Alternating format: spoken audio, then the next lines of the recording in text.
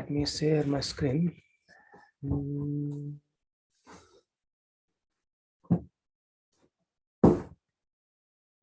Papa.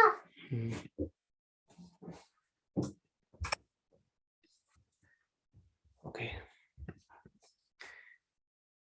Om Jnanatimirandhasya Jnananjanasalakaya Chakshurunmilitam Yena Tasmai Shri Gurave Namaha. Shri Chaitanya Manobhishtam Sthapitam Yena Bhutale Swayam Rupa Kadamayam Nadati Swapadantikam.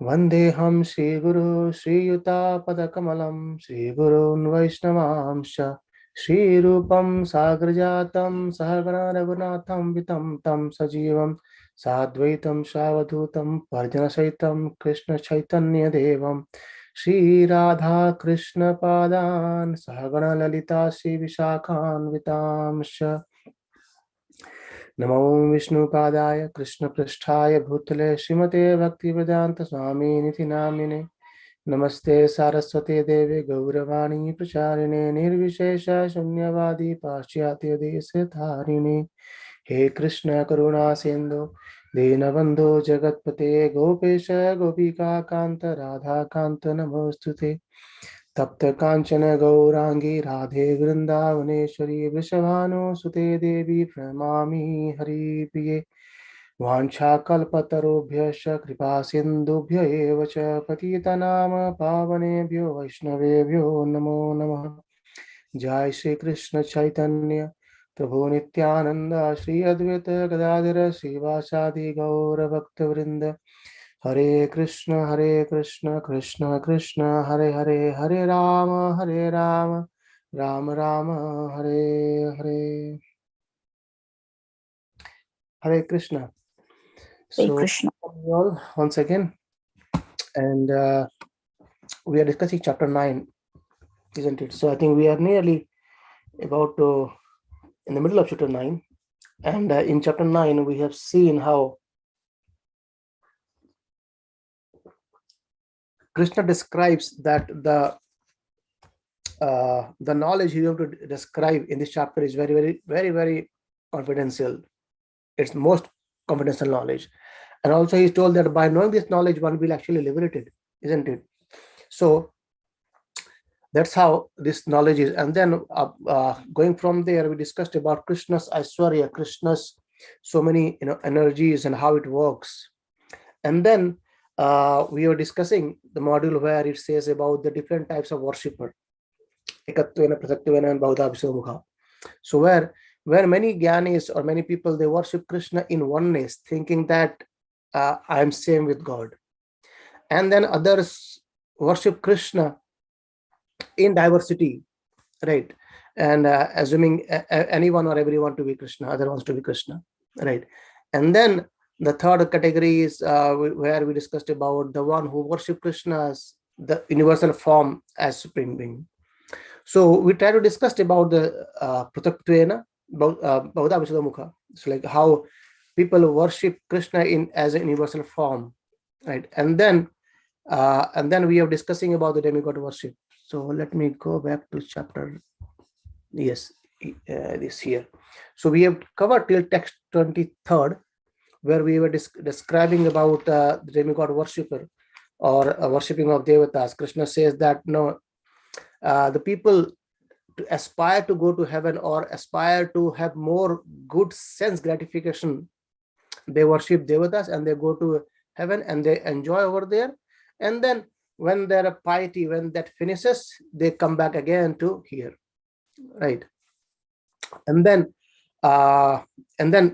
as we discussed about how they come back again to this material world. However, Krishna says that anyone who comes to my abode, there is no coming back, right? That's in the 22nd verse, where Krishna says very importantly that about the bhakti yoga, where they worship Krishna with nityam satatam, always and with full devotion, right? So where, and after that we are discussing about 23rd verse, right? So 23rd verse, we discussed this one as well, where it says that those who are the devotees of the other god and who worship them with full actually worship me, However, it is in a wrong way. Abhidipurvakam. Yajante Avidipurvakam. So worshipping of devatas, ignoring Krishna or not understanding Krishna, is basically worshipping to Krishna, but in a wrong way, isn't it? And Krishna already told in same line in chapter 7 as well, like they are less intelligent people, right? However, the understanding we are getting from here is that worshipping devatas and worshipping Krishna. So worshipping or understanding is that the devatas are actually servant of Krishna, right? And worshipping Krishna as is supreme.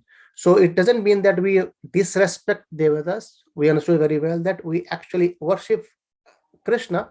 At the same time, we respect every living entity, even living entity. What we speak about devatas, devatas are actually devotees of Lord. They are Kameshwar devotees, but they are much higher than us. Right? There are two. Prabhupada says about the two categories of people. One is called Sura, and one is Asura. So Sura means devatas, or the who walk in the principles of Vedas or scriptures, who at point of difficulty and everything, actually they remember Krishna, right? And Asuras, they go against of this. So that's how. But the understanding is the supreme Lord is Krishna, and others are his actually representative. So that's how we worship devatas in that mode, understanding that Krishna is supreme, right? So let's continue here. Krishna clearly says that they worship in the wrong way. And also clearly Krishna told earlier that even whatever the faith we get towards worshipping the devatas, that the faith comes from Krishna. So there is a reason, let's go back over there again. There is a reason why Krishna gives faith to us to worship some devatas. The reason is that at least we are on something good, isn't it? Being Gnostic is worse. So at least being demigod worshipper is at least better than that. However, as the same example, right? We don't want to stay in the same position for a long time. Even in our company, in our job, we want to get promoted. We want to get more salary gradually. I mean, a year or two, or in a 4 years, 3 years, we need to have more salary and more promotions and everything, isn't it? So in a similar way, someone who is Gnostic, is not believing at all on God. So it's good for him to have some faith on God in any way, right? Even to get material benefit, if he's worshipping some devatas, that's also good, because at least he has some faith that something supreme is there and who's providing me this kind of things, right? But now when we are on the stage of worshipping devatas, there is something higher. To understand that something supreme is there beyond these devatas, and whatever the boon we are getting, whatever the wishes we are getting, or whatever the thing we are getting fulfilled by the devatas are actually coming from Krishna. It's been described in the Shastras that even devatas are not capable of fulfilling our desires or boons. Even if you worship them, they fulfill our desires by the sanction of Krishna only, right? So we'll see that in our next section, actually in text 24, Krishna is going to speak that. So as I said, we need promotions, we need some higher salary. In the similar way, if someone is Gnostic, it's good to have some astha in any devatas. And then once he has in the astic position, so Krishna gives the faith, at least on the right path. Maybe in some time later, sometime in next birth, or sometime where he'll get association of the pure devotees, he will actually transcend that level to next level. Maybe he can be on a Jnani's level, and then from Jnani he can come to yogi, and from yogi he can come to bhakta. The bhakta is the highest level, right? So there's a gradual progression in our material life. We are sometimes we are alone. Then when the age comes up, we get married, and then we have our family, we have our house, our car, and everything. Progression happens, isn't it? But in a similar way, we need some progression as well in spiritual life. So once we are on a platform of Devata worship, we can actually transcend this level with an understanding. So the misunderstanding is that, okay, if I don't want to worship Krishna, but if Krishna is saying that worshipping devatas is basically avidipurvakam, it's a wrong way, then I'll stop worshipping devatas. But I won't worship Krishna as well. So this is a wrong understanding. What right understanding is that I will respecting devatas very nicely, with intention that they are servant of Krishna, and I'll start worshipping Krishna. And Prabhupada, we discussing about yesterday in the last session, that Prabhupada gives example of very nicely that the food, if you want to have food, we cannot rub the food, rice and chapatis in our body. It needs to be go through our mouth and to the belly or stomach, and then when stomach is satisfied, our whole body get nourished equally. And Prabhupada also gives another example about the tree and the root.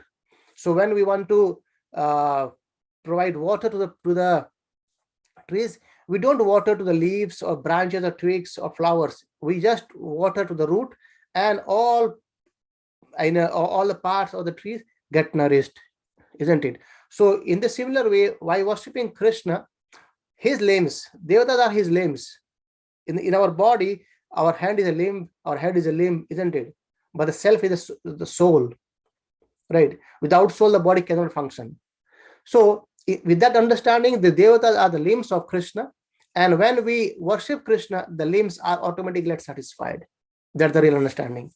Okay, and let's see how Krishna says, what Krishna says the next about this in these sections about worshipping devatas.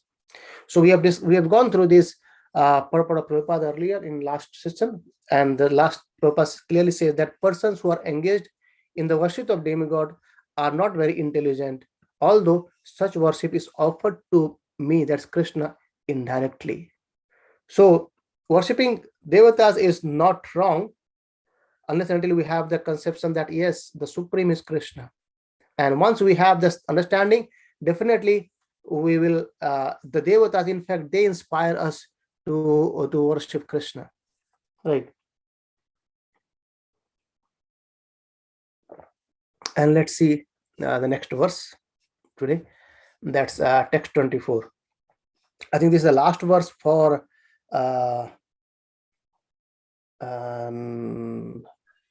no, there's one more verse, two more verses left for this section about demigod worship.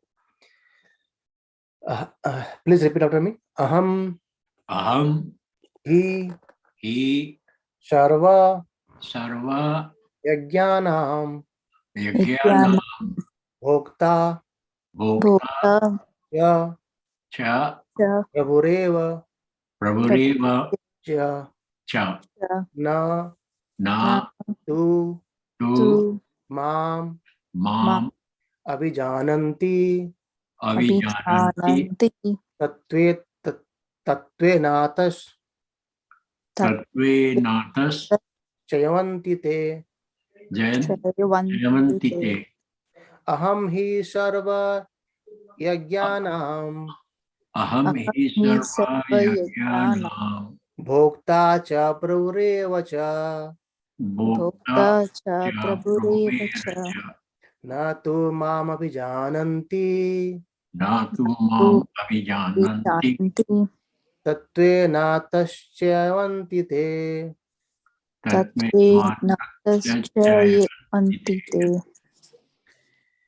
Krishna is saying that I am the only enjoyer and the master of all sacrifices. Therefore, those who do not recognize my true transcendental nature, they fall down. What that means is, see, if you see chapter 5, Krishna ended that Bhoktaram Yagatabhasam Sarvaloka Maheshwaram. Right? Krishna is actually the Bhoktaram. He is the one real enjoyer, and we are all actually served to make him enjoyed. Right? He is the only master. Krishna Ekela Ishwara Arasabe Bhratya. So we all are servant of Krishna. He is the only enjoyer. Right? And Krishna is saying here as well, Aham hi sarva yajnanam. So all the kind of sacrifices we do, that actually goes to Krishna himself. Right? And also Bhoktacha, I am the enjoyer, and I am the master, I am the Prabhu, I am the Lord of everything. And anyone who doesn't know this, that's actually they fall down. They fall down means what? They remain in this material world, and they go into the cycle of birth, death, old age, and disease. Right? That's why Krishna is saying, I am the only enjoyer and the master of all sacrifices. Right? So the understanding is that, as we are discussing, so by worshipping all the devatas, even all the benediction that we get from devatas, even the faith we get with the faith we have to worship the devatas, the boon we get, and everything is actually on the background, Krishna is working. Krishna is there, right? And so it's good to deal with Krishna directly, isn't it? So if you see, even there are so many the devatas, they worship Krishna very well, and because they have like if you say Indra, right? Indra is like a devotee of Lord, but he has a desire to rule, right? Rule something. So Krishna said, okay, you are worshiping me, but you have a desire to rule as well. Okay, I'll give you this section of rain. You control it. Sun god, light, right? In a similar way, all others are given these positions to control themselves. However, they understand that someone superior is there in our top. As soon as they try to forget it, or when they try to master over this, okay, because sometimes it happens that the living entity, they control our living entity, and the living beings think that, okay, no, I don't care about the devata, then they dare to do something else. Like if you see the Govardhan Leela. So when Lord Krishna insisted his father and all these villagers not to worship Indra, because Indra is supposed to give water, he's supposed to give rain, he's not even supposed to get worship and give rain, isn't it? And then Indra became angry. Lord Indra became angry, and he said, okay, let me see who this small boy is. By listening to a small boy, you are stopping my worship. And he became proud, and Krishna said, okay, I'll teach you. So Krishna gives lesson to them. And the important part of this section is that the devatas, what they realize that actually, yes, I was going in the wrong direction, they come back and they surrender to Krishna. Lord Indra came and apologized to Krishna. Oh Krishna, sorry, I forgot you.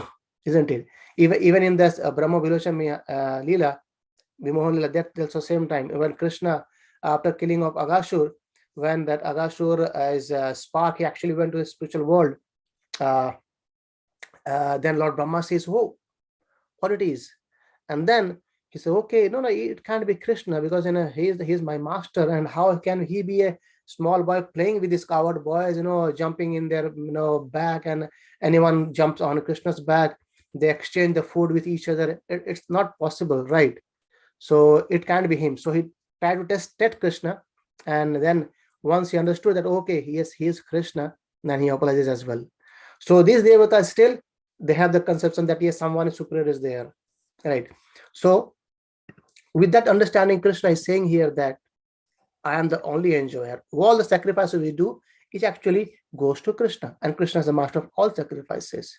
However, the thing that those who do not understand, it means like Asura or even the living entities, we see, if you see Ravana, right? Ravana worshipped Lord Shiva,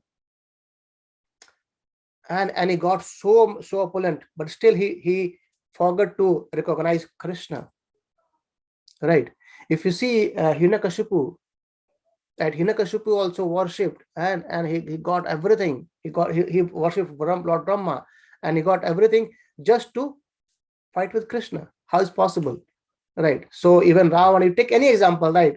Any example of others with Krishna, and at the same time, if you take the example of Prahlad Maharaj, he was being tormented by his father, but still he was always being saved, right? So that's how Krishna says that I am the only enjoyer, and anyone who do not recognize this Krishna's transcendental nature, they fall down, they come back again to this material world. Even earlier, by starting this section, Krishna told that the people or less intelligent people, they worship the devatas to get to go to heavenly kingdom and enjoy there, because the enjoyment what we get in this material world cannot be compared to the enjoyment what we get in the heavenly kingdom. It's way higher. So some people have the desire to enjoy, so they worship and they go there. However, when time comes, they again fall down to this material world, right? So let's see the purport. And Prabhupada says that here it is clearly stated that there are many types of yajna performance recommended in the Vedic literature, but actually all of them are meant for satisfying the Supreme Lord. So many a time we do perform yajna. I mean, I was hearing election nicely that even if you worship anything, but at last you says, okay, I offer everything to Vishnu. Even the Krishna says, remember, just before a couple of verses we studied that Krishna says, I am the Omkara. and all the Vedic mantra starts with Omkara. So starts any Vedic performances, any yajna starts with Om. That's actually offering to Krishna, and ends that, oh Krishna, forget me everything. Everything is actually belongs to you, and we give everything to Krishna. So in the middle we do anything else, but in the start we start with Krishna and end with Krishna. So that's how Krishna is actually the one who is the real enjoyer, a real master of all the yajnas, right? And our purpose quote from third chapter that one should actually work for satisfying yajna or Vishnu, right? That's the our Varnashram dharma. So, and then Krishna therefore says in this word that I am the enjoyer of all sacrifices because I am the supreme master. However, less intelligent persons, however, without knowing this fact, worship demigods for temporary benefit. So whatever the benefit we get from demigods, they are all temporary. If you remember this, the highest boon Hiranyakashipu got from Lord Brahma, and Lord Brahma says, "Oh, Hiranyakashipu, I am not eternal, mortal as well. How can you give mortality?" Right? So Hiranyakashipu tweaked his plan and asked for, "Okay, give me this boon, this boon, this boon," and he was tathastu, but still he could not fight with Krishna, right? And Krishna actually, if you see, Krishna is so merciful. Lord Krishna is so merciful. He took the form of Lord Nrsimhadev, and he actually kept all the boons given by Lord Brahma. That also proves that whatever the boon given by the devatas, they are being kept well by Lord Krishna himself, isn't it? And therefore those are temporary, and therefore they fall down to material existence and do not achieve the desired goal of life. The desired goal of life actually is to go back to the spiritual world and be with Krishna, right? So even this very nice word Prabhupada says the last line. There's a verse in Srimad Bhagavatam that akama sarva kama va moksha kama udaradi tibrena bhakti yogena yajite purusham param. So he says, if however anyone has any material desire to be fulfilled, he had better pray for it to the Supreme Lord, although that is not pure devotion, and he will thus achieve the desired result. So there is a two things in this last line. Prabhupada says very important point actually. So I was letting this to serve the verse akama sarva kama va. Akama means if you have no desire, and sarva kama if you have full of desires, or if you want to have liberation, akama sarva kama va moksha kama udaradi. If you want to have liberation, if you have no desire, and if you are full of desire, then also what you do? Tibrana bhakti yogena yajate purusham param. So worship tibrana with full intensity. Worship whom? Purusham param, param purusha, Govindam adi purusham, Krishna, isn't it? Worship him. The reason is that Prabhupada also mentioned that if you have desire, better to go to worship Krishna. Though he said it's not pure devotion, but it's better. The reason is that when we worship Krishna with a desire, Krishna actually, if it's possible for us to get it, he fulfills. At the same time, he also uproots the material desire from our heart. But by worshipping devatas, when we get some boon, the desire increases to get more and more. Okay, I did perform a yajna and I got everything. Wow, let me perform second yajna. I'll get some more, isn't it? It happens because we living entity has a tendency to get something more or want something more and more. So once desire get fulfilled by performing one yajna, let him perform second one to get some more. But by worshipping Krishna, the material desire get actually uprooted and the devotion starts getting in there. That's why the worshipping of Krishna is much, much better than worshipping devatas, right? That's why Prabhupada mentioned this point, that though it's not pure devotion, but still it's something good to worship Krishna and ask him, oh Krishna, I need this, so please help me out, right? So let's see the text 25. That's the last verse of this section of different kinds of worshipper, like worshipping Krishna in oneness, worshipping Krishna in different forms as the demigod or in diversities, and worshipping Krishna in as a universal form. So Krishna again puts another point here. What happens to the worshipper of different categories or different types of people and worshipping Krishna himself. Let's see. Yanti Deva Vrata Devan Pitran Yanti Pitra Vrata Bhutani Yanti Bhuteja Yanti Mad Yajino Api Mam Yanti Deva Vrata Devan Pitran Yanti Pitrvata Bhutani Yanti Bhuteja Yanti Madhyajino Mam Api Mam. Sorry. Yanti Madhyajino Api Mam.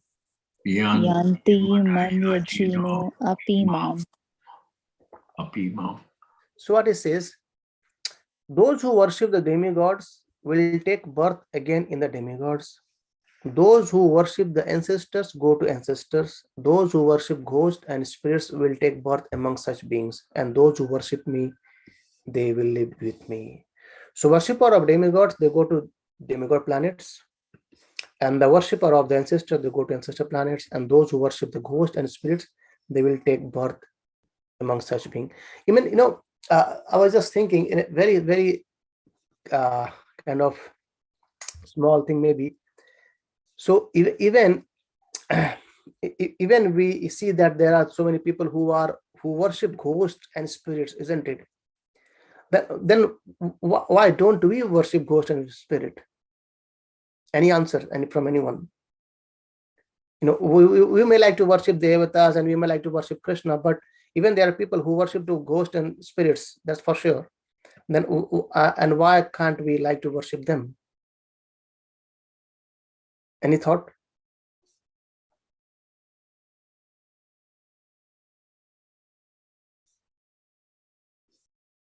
Okay, I from my perspective, I think it's again a higher level. Okay, let me worship devata then to worship ghost and spirit, isn't it? That's what I think of, right? And so in the similar way, if I'm worshipping devata, then it's better to worship Krishna with respecting devatas as well, right? I mean, that's my thought. Again, just came in my mind from here reading this line, that those who worship the ghost and spirits, they will take among such beings, and we don't worship ghosts and spirits, right?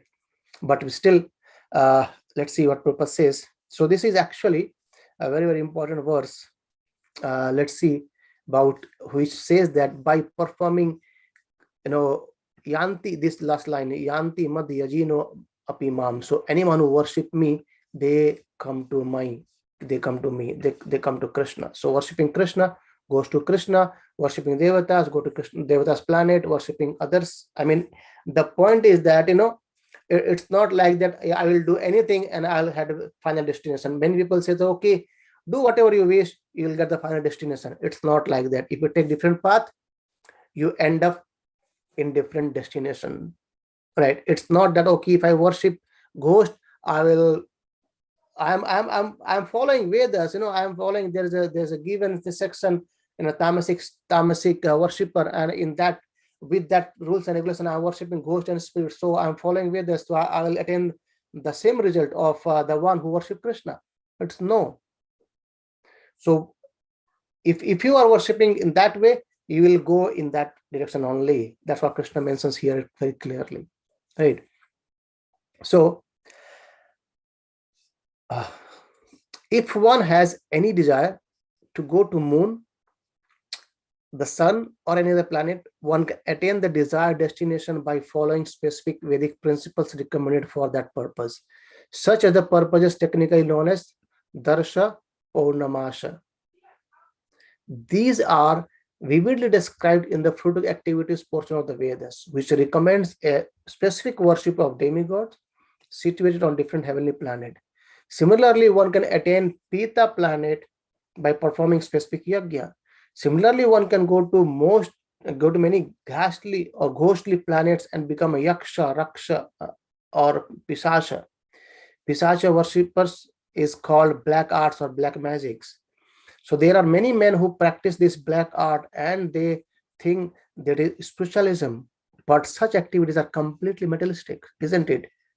So, so similarly, worshiping the pure devotees, they actually go to the Vaikuntha Loka or Krishna Loka without any doubt. That's a clearly concern. So, the point is, any kind of worship will lead to the same destination is completely wrong, right? So conception of having the, okay, I will do whatever I wish, but I will attain the final destination. It's not like that. Whatever we do, different worship will have different kinds of destination, right?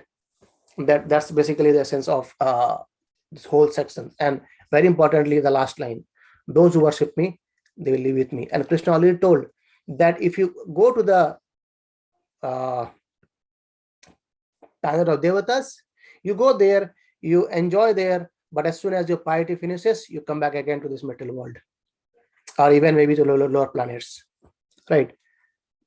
Let's see. So this is one section that's completely completed by different types of worshippers of Lord Krishna. Some worship directly, the devotees; some worship indirectly as the demigod worship, and more indirectly in as a, what do you say, Vishwarupa, and worshipping Krishna in oneness. That's the lowest category of worshipping Krishna in oneness, because at any point of time we cannot become Krishna, we cannot become God. Hey, so this section, what the time is now, 38. So I think I'll stop here rather than starting this section. This is very last section, and where Krishna is going to describe about the glories of bhakti and how simple and easy bhakti can be, right? So from text 26 to text 34, that's 8 verses, is going to define or describe the glories of bhakti and the way how we can perform bhakti, right? So we'll do it on next week. Anyone have any questions or thought as of now what I've discussed in chapter 9? If you have any one or two, we can discuss. Otherwise, we'll chant one round. I thought to go to text 26, but 26, if you see, the purport is very, very nice. And yes, you see this long purport. I had one thought today while I was thinking about this class, so I like to share it, unless anyone have any questions or thought.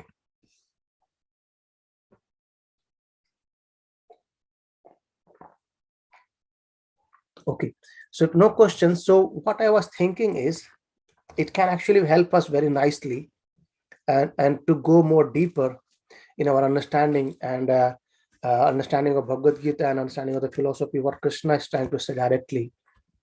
So if you see, right now we have minimized our program from every day to one day, isn't it?